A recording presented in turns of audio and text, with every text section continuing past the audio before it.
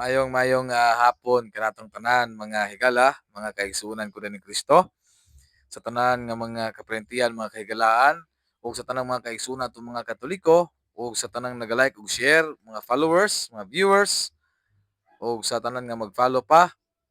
Akong may pagtabiada kaninyo, mayong hapon kanatong tanan. So mga kaigsuonan ko ni Kristo, aniya na pud kita sa mubo nga higayon sa pagpaambit alang sa mga pagtulun-an sa simbahan nga gituko sa atong Ginoong Kristo nga mao ang simbahang Katoliko. Mga kaigsuonan ko ni Kristo, unsa may atong buhaton nining atong pagpaabot karon sa pagkatao sa atong Ginoo aron nga atong mapalambo ang atong kining relasyon sa atong Ginoo. Ang angay natong buhaton mga kaigsuonan kining Advent mo ni ang higayon nga diin nga kita makigbalik sa atong Ginoo. Unsa may atong buhaton mga kaigsuonan aron nga kita mapaduol sa atong Ginoo. Ang una atong buhaton mga kaigsuonan kay mo ni ang pinakanindot kayo nga panahon nga diin nagpaabot kita sa birthday sa atong Ginoo. Muna may igsuon ang pagkumpisal. Kay mo ni ang usa ka paagi nga sakramento nga gituko sa atong Ginoo nga aron nga makig-uli kita diha kaniya. Ug sa panahon sa Pasko mga kaigsuonan, atog yung hinumduman nga kini usa ni ka dako nga pagsaulog sa pagkatawo sa atong Ginoo. Usa kini siya ka iglilihi.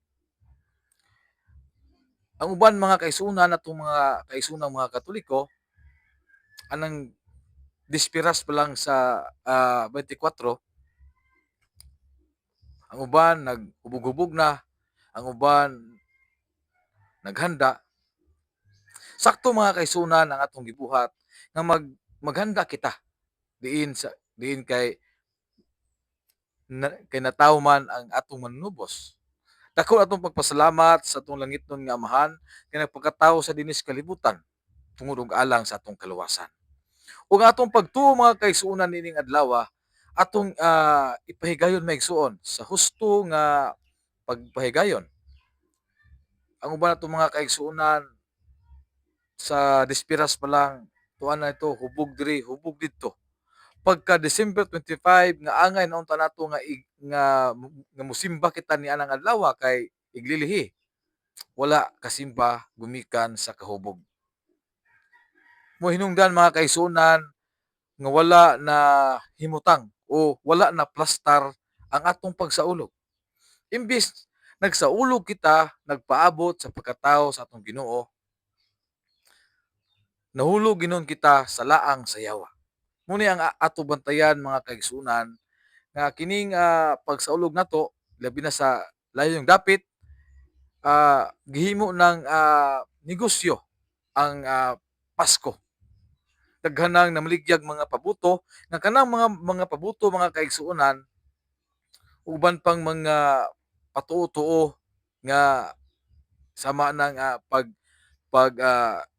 pagtigom og mga prutas nga trisi-trisi kay aron swertihon ka ni tuiga. Usa ka na siya kapag pagtulun-an mga kaigsuonan sa mga pagano. Ug himo kining ug gisakyan kini og mga negosyo sa atong mga kaigsuonan, mga pinangga nga wala pud usab nasayod sa mga pagtulun-an sa simbahan. Ug atong mahinumduman mga kaigsuonan sa Catechism of the Catholic Church 2116 to 2117, all forms of divination are to be rejected. Musa mga kaigsuonan ko ni Kristo, muni ang higayon nining mga tuigas ug sa matag tuig ug sa pagpaabot ato sa birthday sa atong manunubos nga si Kristo atong ipahiuyon maigsuon ang atong relasyon diha kaniya. Ang uban nato mga kaigsuonan wa pa gid masayod niini. Ug ang tinuod nga pagsaulog nato mga kaigsuonan mao ni ang pagsimba ug pagpakig-uli nato sa Ginoo pinaagi sa pagdawat sa sakramento sa kumpisal, Sacrament of Reconciliation. Muni mga kaigsuonan ang pinakanindot nga atong pagpakigsuot sa atong Ginoo kay kitang mga tao lumalabay lamang kita dinhi sa kalibutan. Ug hangtod na po sa sunod nga higayon mga kaigsuonan, mayong hapon katong tanan og dalaygon ng Dios. Sa ngalan sa Amahan, sa Anak ug sa Espiritu Santo. Amen. Mayong hapon.